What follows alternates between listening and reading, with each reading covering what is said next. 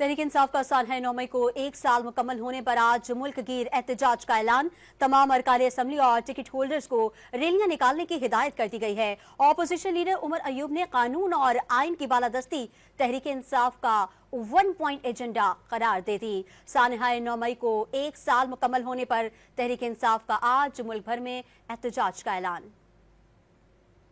सानहा 9 मई को 1 साल मुकम्मल होने पर तहरीक इंसाफ का आज मुल्क भर में एहतजाज का ऐलान। तमाम अरकान असम्बली और टिकट होल्डर्स को रैलियां निकालने की हिदायत कर दी गई। इस्लामाबाद पुलिस के एलामिये में कहा गया है कि वफाकी दारुल हुकूमत में दफा 144 नाफिज है।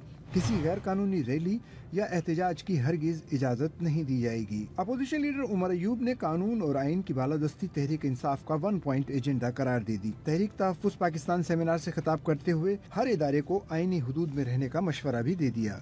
उस अवाम ने अपने राइटफुली इलेक्टेड मेंबर्स पार्लियामेंट में भेजे।